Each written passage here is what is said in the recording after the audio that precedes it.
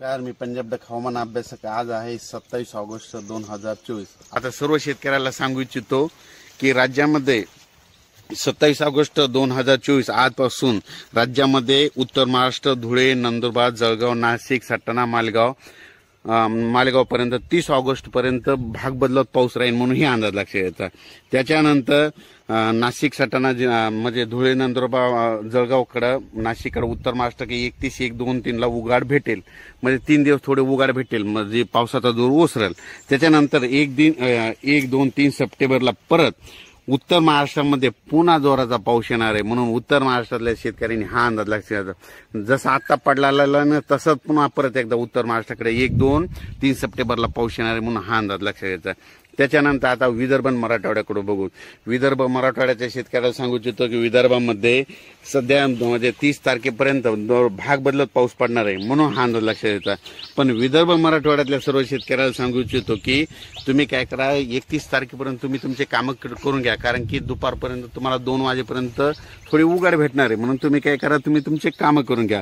कारण की विदर्भ मराठवाड्यामध्ये विदर्भ आणि मराठवाड्यामध्ये 1, 2, 3, 4, 5, 6 ला जोरात पूर्व विदर्भ, पश्चिम विदर्भ, मराठवाड्यात जसा नाशिककडे पाऊस पडला तशी परिस्थिती आपल्याकडे होणार आहे.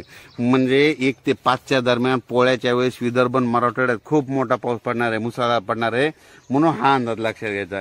त्याच्यानंतर परत सांगू इच्छितो तो पाऊस म्हणजे कसा कसा येणार आहे तुम्हाला सांगतो. 1 तारखेपासून तो पाऊस नागपूर, वर्धा, भंडारा, गोंदिया, चंद्रपूर, यवतमाळ, हिंगोली, आदिलाबाद, धर्माबाद, नांदेड, हिंगोली, वाशिम, अकोला, अमरावती, अचलपूर, अकोट, बुलढाणा, जळगाव, जामोद, जालना, बीड, परभणी, लातूर, उस्मानाबाद, नगर, संभाजीनगर, कन्नड, वैजापूर, गंगापूर, जळगाव, धुळे, नाशिक, सटाणा, मालेगाव म्हणजे तो पाऊस तसाच नाशिककडे जाणार आहे. म्हणजे हे अंदाज लक्षात घ्यायचा. त्याच्यानंतर परत सर्व शेतकऱ्याला सांगू इच्छितो की पश्चिम महाराष्ट्रात म्हणजे 2, 3, 4 ला पश्चिम महाराष्ट्रात सरी येतील हे अंदाज लक्षात घ्यायचा. पश्चिम महाराष्ट्र, पुणे या भागामध्ये म्हणजे खूप मोठा पडणार नाही. तिकडे थोडा पावसाचा जोर ओसर सातारा, सांगलीकडे, पश्चिम महाराष्ट्राकडे. पण तिकडे मात्र 2, 3, 4 सप्टेंबरला सरी चालू राहतील म्हणून हे अंदाज लक्षात घ्यायचा.